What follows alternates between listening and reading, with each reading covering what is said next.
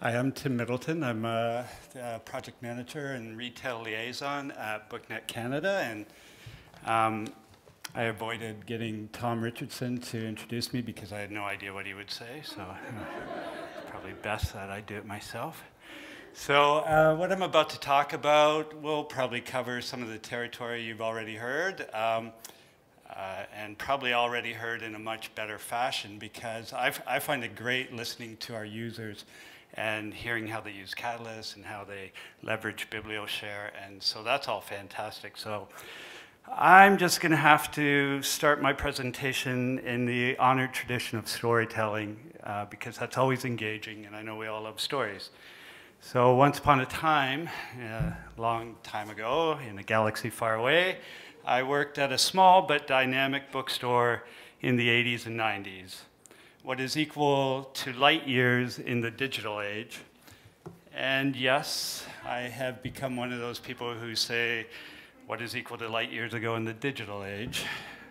And I'll likely be throwing in, this is what my kids tell me they use next as grounds for thinking I understand the youth of today. But in fact, that is true, because that's how I first found out about Kick Messenger from my 11-year-old daughters, and how to close all the apps that were open on my Android phone. And basically, whenever I get a new device now, I just give it to them and get them to show me how to use it. So yeah, that's happening. So at any rate, our small team of booksellers found ourselves constantly involved in little projects like computerizing our inventory, creating our own POS system, adding a cinema and a bar, and so on, just little projects. But one of the biggest projects we ever undertook was creating an e-commerce solution. It seemed innocent enough at the time, but as many of you know, the unknowns about the online retail space way back in that distant galaxy were massive. The efforts involved Herculean. The frustrations more meandering than the Amazon. But today's shopper, in today's halcyon days of e-commerce, are not without their minor tempests, some of which involve the inconsistencies that appear in product data all over the global world, that is the internet. We present BiblioShare. And yes, it has been presented, and it's been around for a while. And the birth and nurturing of BiblioShare is not unlike the early days of building an e-commerce solution. The standards often lag behind the innovation we're seeing. The implementation of new standards moves as fast as a receding glacier, or, like climate change, ignored altogether. However, our work in the minefields of ONIX ingestion and storage, image storage, and position file data, which is what this is an image of, the way that we get the data and where it goes and how it moves around, in order to provide book metadata to the Canadian market and perhaps the world, has not been without its small victories. Today, BiblioShare is becoming a more and more mature service, providing APIs that allow frictionless ways of getting at standardized data, and in a lot of cases, all for free. But we do custom work, and we will work for pay. Being a not-for-profit, I know that is shocking.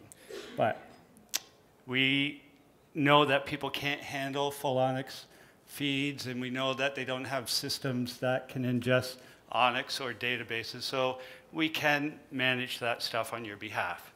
And if anybody wants to talk about that, all you have to do is talk to us. So what is BiblioShare? BiblioShare is a dream. It is a dream that one day all books will be judged according to the content between their covers, and not because they could not be uncovered online due to bad metadata. BiblioShare wants your book to be discovered online and easily accessible. And we are beginning this great dream with our own in-house solutions, like Catalyst, the much-loved digital catalog product that we've seen here today. Sales data is starting to implement some of our own APIs. In this case, we're pulling the cover image back from BiblioShare, which we actually refer to as an ecosystem, not just a product, because BiblioShare is so much more. We hope to continue to integrate more bibliographic data from BiblioShare into sales data. And then the much maligned and oft misunderstood Prospector, a tool for retailers to do gap analysis, incorporates the service for position file information. So in this case, we are pulling back not only the cover image from the image service, but also the position files that we receive from, in this case, Thomas Allen and Raincoast Books. There are do-it-yourself solutions. This is the University of Waterloo bookstore that's been pulling data from BiblioShare for some time now. And so some of the product data that you see here is they're doing gap filling on their part. When they don't have data, they pull it from us. And then, of course, we know collaboration makes a nation, and we like to collaborate with the industry. So there's 49th Shelf that we've heard about today, and they've been pulling data and wouldn't have their service without BiblioShare. That's what that looks like. We've seen it before. Random House uses our APIs in some of their blogging, and this is one example, their retreat. They give us their data and then use our APIs to access it in some of their solutions. And then what I'm really here to talk about are the solution providers providing solutions. So these are third-party software vendors that are out there for smaller businesses to use or personal bloggers to use, and really allows us to leverage the playing field when you're contending against one of the mega stores or mega online places. So coming full circle, we hope that booksellers will find, with all of the versatile, affordable, and natively digital tools available, they can remove the boulder from their shoulders, find their way out of the labyrinth, avoid crashing on the Siren's Coast, and I'll just stop there. WordPress, we've had a plugin for WordPress for some time.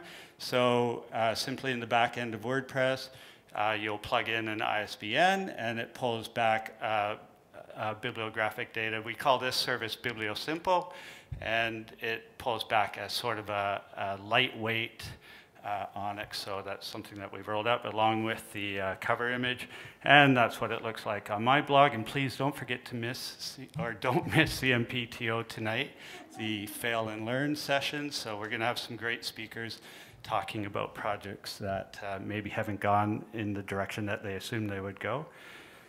So you can do product placement in your blog. And then we're now working, this is a work in progress with Shopify, the darling of the startup world right now. Shopify is an e-commerce solution for small businesses. It's a very easy to use piece of software. I originally was going to do a live demo, but I decided against that earlier today. So I thought I would build a bookstore in 10 minutes, and I still think that's a challenge that is out there that people can do. So with Shopify, there are all kinds of apps, and we're building an app to plug in and be able to pull back the product data.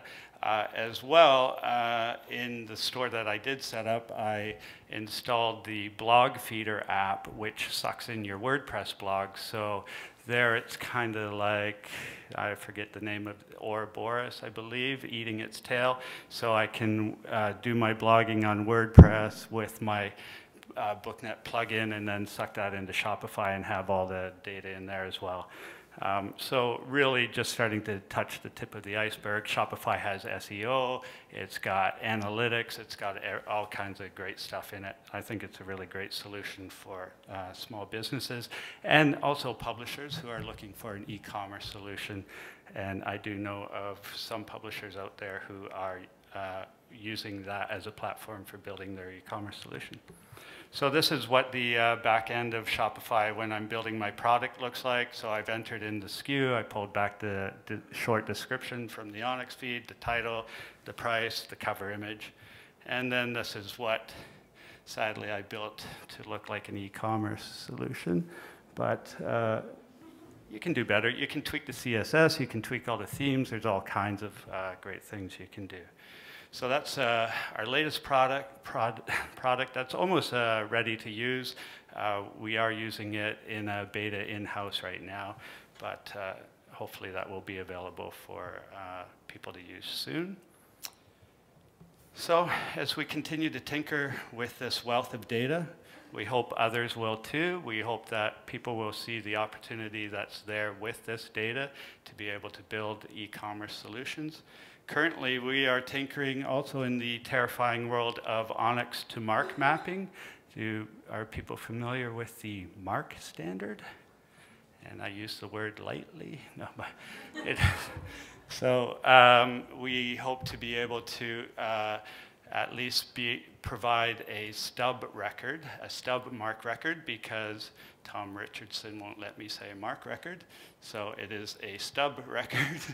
And see, I can pick on you, Tom. We're also building widgets that we think the industry will find useful, and I'd rather not talk about what widgets we are working on currently, but they're going to be great, and you will love them.